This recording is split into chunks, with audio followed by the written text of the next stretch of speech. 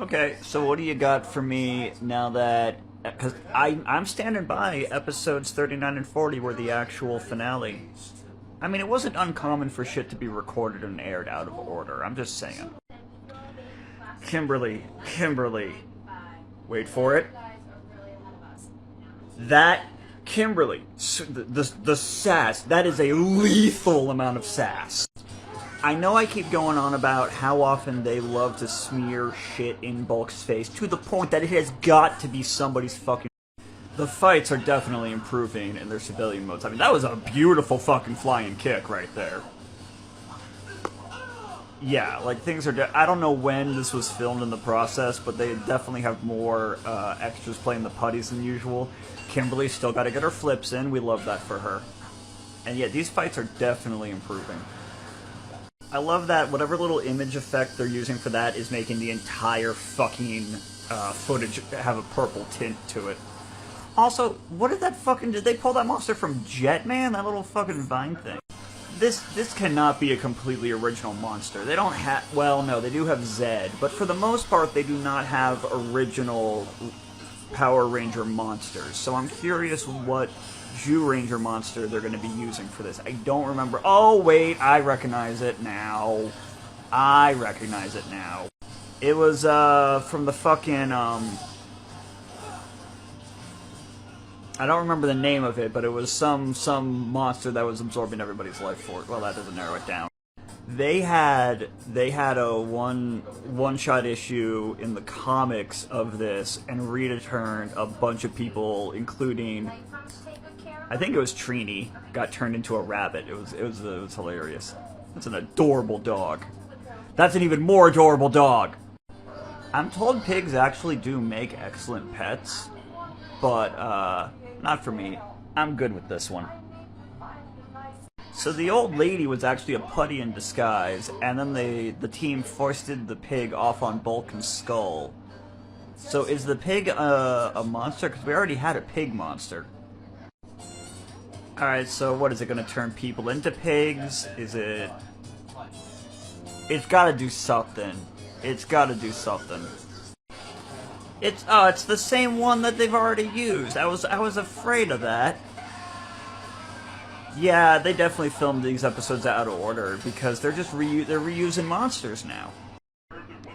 Alright, so at least they're acknowledging, like Zordon just said, once again we're facing this monster. So that's better than if they just had the same monster a second time. They're acknowledging that it's a repeat.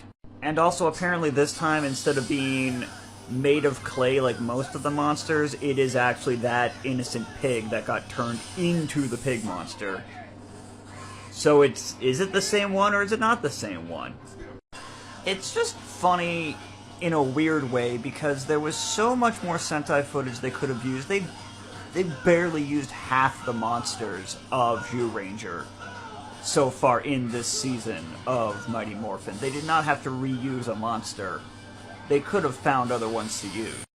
Now, what would have been interesting is if they turned several pigs all into the same monster, but then you'd have to have, like, at least three or four more of the monster suits, which obviously is just very cost prohibitive. Okay, yeah, they definitely could have readapted this monster in a worse way, and it was interesting that, like, she just turned an innocent animal back into a monster we've seen. I still would have preferred to see a different monster from the Sentai, just because there are so many options, and I don't remember the whole list, but again, I know we haven't used all of them. So, do Bulk, is anyone going to tell Bulk and Skull that their pet has been stolen, lost? Is anyone going to explain that shit to them? I mean, I guess they don't seem that broken up about it. Oh, no, they're too busy being traumatized at the sight of a pig after seeing their pet turn into a monster and try to eat them. Okay, you know what? Fair enough. They have pigs TSD. You guys are going scuba diving. That is either going to be a very expensive on-site production or a very phoned-in stand-in set. Also, yeah, I looked it up. So this, from episode 41 to 60, is what's known as the Zyu2 footage. So additional Zyu2 footage that Saban actually got Toei to film to fill out because the show was unexpectedly popular. So the episode 40 was going to be the finale, but they rewrote it to be less climactic so they could work in more footage, while I assume they were also working out a deal for accessing things from Dairanger like those monsters and the White Ranger, which I still say they should have used the Dairanger suits. The Dairanger suits would have just been a much better shift instead of sticking with the Mighty Morphin suits the whole time. See, now that's fine, because, like, it's just a pratfall. Like, Paul can do a pratfall, no problem. I'm just sick of them smearing shit in this man's face every episode. Oh, you're not even scuba diving. You're just suiting up. You're just suiting up on the beach. That's one way to save money. I guess you just rent the equipment. And Zyu2, I recognize those rocks. That's where Billy got stood up by the girl who they used the water gem monster for. That's where Tommy and Kimberly kissed. Kimberly, why are you having a picnic with a random guy where you kissed your... Well, you're not actually dating Tommy at this point. Like, they had their kiss at the end of the Green Candle arc, and then Tommy fucking disappeared until he had a walk-on in the episode 40 finale. Okay, I love how blatant they are with the sets. They hear Bulk screaming, they run away from their picnic to see what's going on, and they see Bulk standing on the exact same rock they were just having their picnic on. Saban, you can use more than one outdoor set, I'm just fucking saying. That's also a great fucking sight gag. That shit would not be... That shit would fit right in with Looney Tunes. I do not remember this guy at all. Now, granted, I have watched a lot of fucking Sentai in the past 6 months, but was that a completely new monster? Shit. To the internet!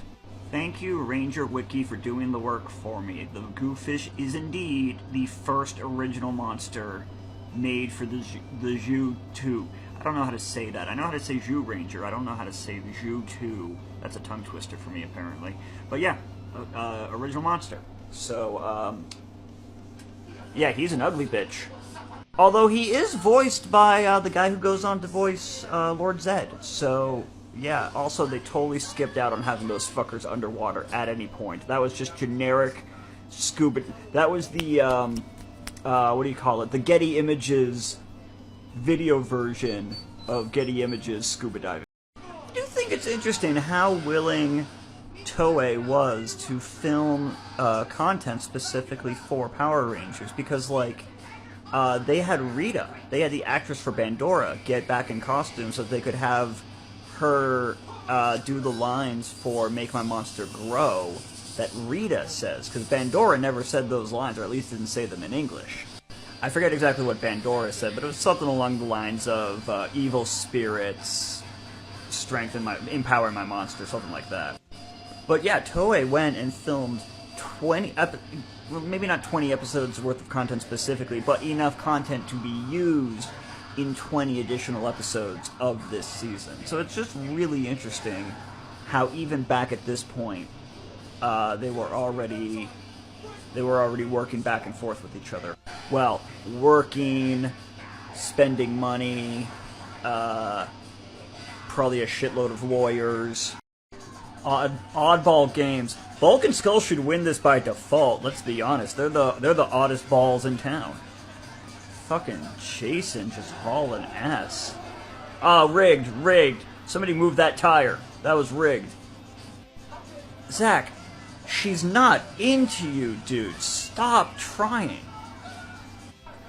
Alright, the group of... The quintet of ridiculously muscled and athletic teenagers need to stop always being put on the same team. Like, for the sake of the rest of the town's sanity, break up the set on occasion.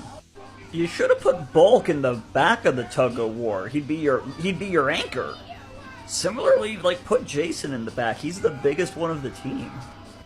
Alright, I know I'm always bitching about it, but this is one of the few times I don't object to Bulk and Skull getting a crapload of crap in their face, because it's a tug-of-war and you fell in the mud. Shit happens. It's when he's just sitting there minding his own business that they just fucking shove a pie in his face for the sake of it.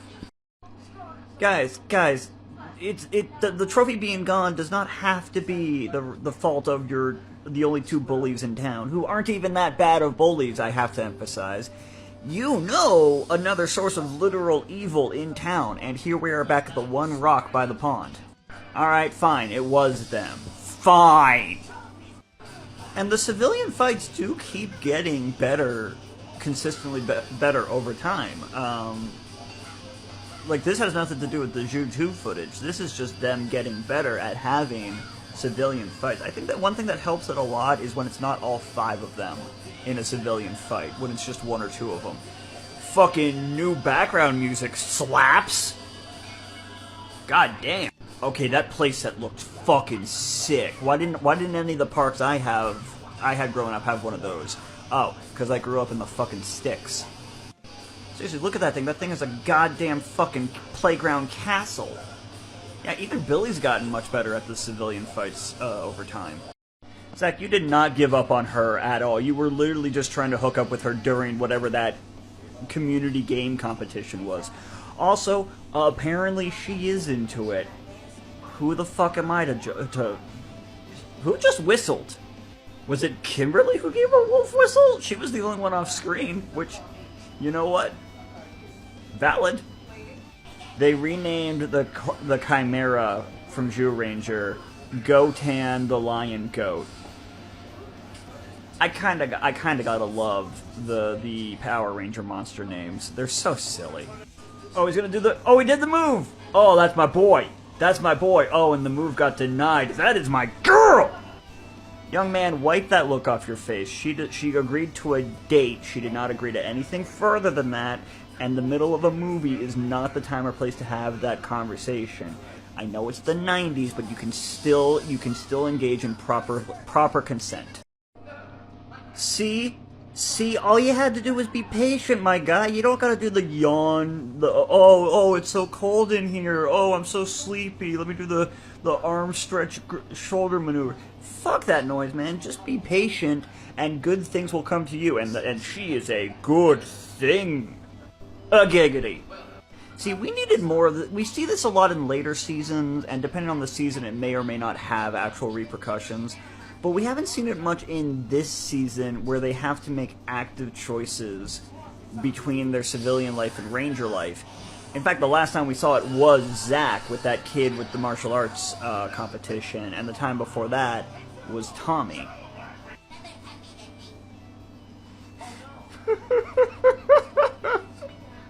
I know they didn't mean it this way, but him referring to the date he had to bail on as "speaking of happy endings" is the funniest fucking line of the entire season. Well, he at least made it back before the end of the movie, but I don't blame her for being annoyed. I do like the idea. Oh, that's a girl. Add a girl. Do not like understand he had shit to do, but she didn't know he had shit to do. I do like the idea that some civilians know who they are behind the helmets. Like Ernie, I am convinced Ernie knows who they are. Is the plan for all of you to pass the test to switch brains with Billy? I mean, we know that you can do that. Why are you leaving town for the weekend when you get attacked on a literal weekly basis? This is great. It's a funeral dirge mixed with their normal music sound effects. That's funny. That's clever. Wait, why are you putting them in detention just for getting bad grades? Like, you just give them summer school or hold them back. Detention is punishment for misbehavior, which granted they also do. Like, don't get me wrong on that. You already did a self-confidence scheme. It was the 2-parter with the fucking floating island where they were fading away. Like, you can't. Fuck you, Goldar. How is Zyu2 fucking with their study group gonna help you? Apparently by getting shit on. Don't smear it on your face, Skull. It was on your hat. Your face was fine. Also, if you're gonna break in, why the maid outfits? Although, granted, Bulk is making that wig work for him. Oh, you're gonna steal just Billy's, not answer key, but study note, so you know what to study. Okay, I will give you that. However, I will just say, why don't you just fucking ask him? He'd make you a copy. Gotta give Zach his dancing moments. I wanna ask, cause I gotta wonder how much of this was written in and how much was Walter saying, let me just bust a move. This is just adorable. Like, I'm not even being sarcastic. This is legitimately adorable because the boys, the team in general, does not get to fucking relax all that much. Every time they're about to relax, bitch sends in a fucking monster. Or the bitch's little right-hand bitch sends in a fucking monster. Is that a new mouthpiece for Goldar? Because he is showing a lot more teeth than I'm used to seeing out of him. Oh, we're getting clip show. Which, you know what, granted, we have not gotten a clip show yet. We've gotten some flashbacks, but no, we did get a clip show with the other self-confidence episode. I take it back. Yeah. Although I do like that this is just re-traumatizing them with some of their worst moments. I mean, it just showed Billy getting fucking eaten. That's gotta haunt a man. Oh, it's this one, right when they're dreaming about being heroes. Granted, those are the costumes they used for the original finale, but yeah, this is not the only time that they've been referenced as potential Rangers. This is nice. Let these boys have a fucking moment. Wait, is this how they're gonna beat Goldar? By beating him in a dream? That's fucking hilarious. Alright, Kimberly's nightmare isn't being eaten specifically, but getting sucked into the man's gourd is pretty goddamn close. I mean, tell me that's not just basically inside of someone's stomach. And, you know, for some people this is a nightmare, but for other people this is, this could be an awakening of some kind. Okay, but is one bad dream really gonna ruin their confidence and exactly. Like, is one bad dream really gonna do the trick? Zordon, how are you aware of their nightmares? I know you're a space wizard, but spying on their dreams is crossing a fucking line, buddy. I knew as soon as they came around the corner it was going to be the same fucking cave that they've used. I swear to God, that's the same cave they've used every time they needed to shove these kids in a cave. Amy absolutely nails this reaction beat. Like, that is good physical acting right there. That is good physicality in that.